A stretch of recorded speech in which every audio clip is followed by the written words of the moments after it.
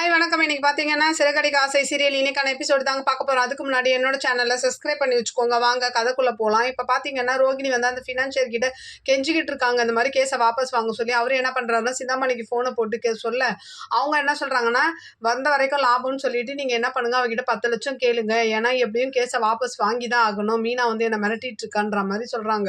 உடனே அந்த ஃபினான்ஷியர் என்ன பண்றாரு, ரோகிணி கிட்ட 10,00,000 எடுத்துட்டு வந்து குடுத்தீங்கன்னா, நான் கேஸ வாபஸ் வாங்குறேன்ற மாரி சொல்ல, அவ்வளோ பணம் என்கிட்ட இல்ல. நான் முடிஞ்ச அளவுக்கு புரட்டி எடுத்துட்டு வரேன்ற மாதிரி அங்கேருந்து ரோகிணி கிளம்பிடுறாங்க.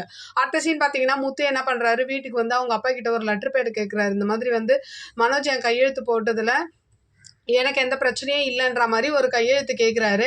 அவரும் எழுதி கொடுக்குறாரு. அப்படியே இந்த பக்கம் பார்த்தீங்கன்னா, ரோகிணி என்ன பண்ணுறாங்க, அவங்க முன்னாள் ஹஸ்பண்டோட அண்ணனை போய் பார்த்து இந்த மாதிரி காசு கேட்குறாங்க 10,00,000. அவர் என்ன சொல்கிறாருன்னா, எங்களால் 5,00,000 தான் முடியுன்ற மாதிரி அந்த 5,00,000 கொடுக்குறாங்க.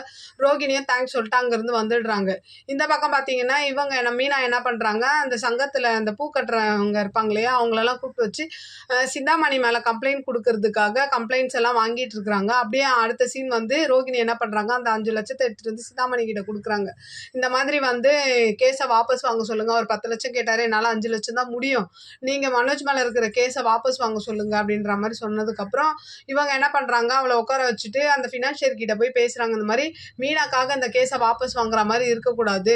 நீங்க ஸ்டேஷனுக்கு போயிட்டு ரோகிணி வாபஸ் வாங்க சொன்னதா தான் இருக்கணும் அப்படின்ற மாதிரி சொல்றாங்க. அவரும் வந்து செய்யறேன்ற மாதிரி அப்படியே இன்னைக்கான எபிசோடு முடியுது. பார்க்கலாம் நாளைக்கு என்ன நடக்குதுன்னு பார்த்துட்டு நான் உங்களுக்கு ரிவ்யூ கொடுக்குறேன். என்னோட சேனல் பிடிச்சிருந்தா லைக் பண்ணுங்க, ஷேர் பண்ணுங்க, கமெண்ட் பண்ணுங்க. என்னோட சேனலை சப்ஸ்கிரைப் பண்ணி சப்போர்ட் பண்ணுங்க. நன்றி, வணக்கம், பாய்.